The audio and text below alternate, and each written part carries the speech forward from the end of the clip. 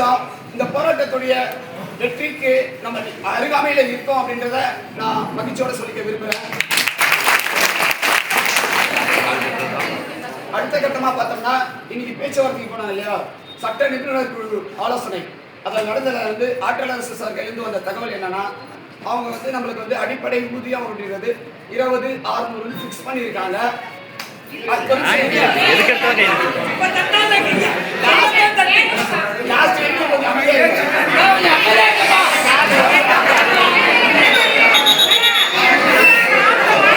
தலைமையிலான ஆலோசனை கூட்டத்தில் நம்முடைய நிர்வாகிகள் எல்லாரும் கலந்துக்கிட்டாங்க. அதில் நான் பெரிதும் நம்பக்கூடிய அவர் வந்து ஆற்றல் அரசு. ஏன்னா அவர் தான் வந்து மே மாத தீர்ப்பை நமக்கு சாதகமாக வாங்கி கொடுத்தாரு.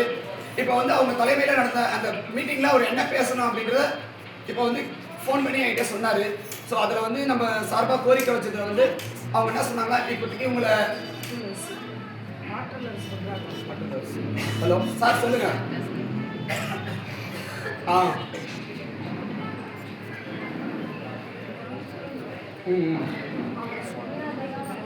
அனைத்து நண்பர்களுக்கும் இனிய மாலை வணக்கம்.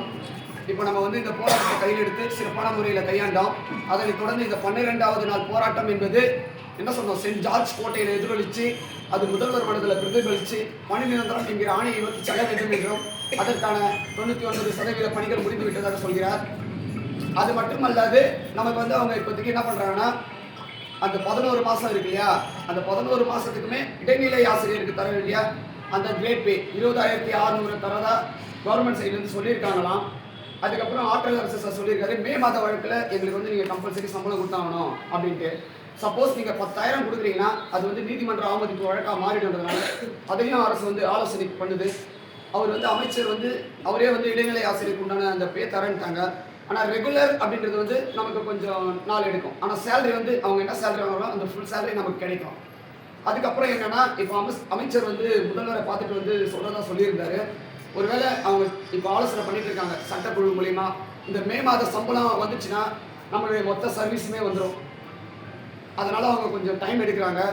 ஒருவேளை நைட்டே கூட இந்த போராட்டத்தை கலைக்கணும்னு அனௌன்ஸ் வாய்ப்பு இருக்குது. அப்படி இல்லை என்கிற பட்சத்தில் நாம் இன்று கூட்டியது போன்றே நாளைக்கு இதைவிட அதிகமாக நம்முடைய அனைத்து 17 ஆசிரியர்கள் தமிழ்நாட்டில் இருந்து வர வேண்டும். நம்முடைய ஒற்றை கோரிக்கையை நாம் வென்றெடுக்க வேண்டும் என்றால் இன்று எப்படி நாம் அரசுக்கு நம் பலத்தை காண்பித்தோமோ அதே போன்று நாளையும் காண்பிக்க வேண்டும். அனைவரும் மீண்டும் வர வேண்டும். நம் ஒற்றை கோரிக்கையை நாம் வென்றெடுக்க வேண்டும். இப்போ வந்து இந்த நியூஸை வந்து வீட்டிலேருந்து பார்த்துட்டு இருப்பாங்க, வாட்ஸ்அப்பில் பார்த்துட்டு இருப்பாங்க. அந்த நண்பர்கள் அனைவரும் போராட்ட களத்தை நோக்கி வந்தால் நம்முடைய பணி நிரந்தரம் நிச்சயமாக சாத்தியப்படும் என்பதை தெரிவித்துக் கொள்கிறேன். போராட்டம் தொடரும். நாளை 11 மணிக்கு டிவிஐ வளாகத்தில் நாம் மீண்டும் அந்த தொடர் போராட்டத்தை செய்யதான் போகிறோம். இன்று எப்படி அதிதீவிர போராட்டம் செய்தோமோ அதே போன்ற அதிதீவிர போராட்டம் மக்கள் அனைவரும் பேசும் வகையில் நாளை இன்னும் வலிமையாக இன்னும் ஒற்றுமையுடன் எழுச்சியுடன் நடைபெறும் என்பதை தெரிவித்துக் கொள்கிறேன். நன்றி, வணக்கம்.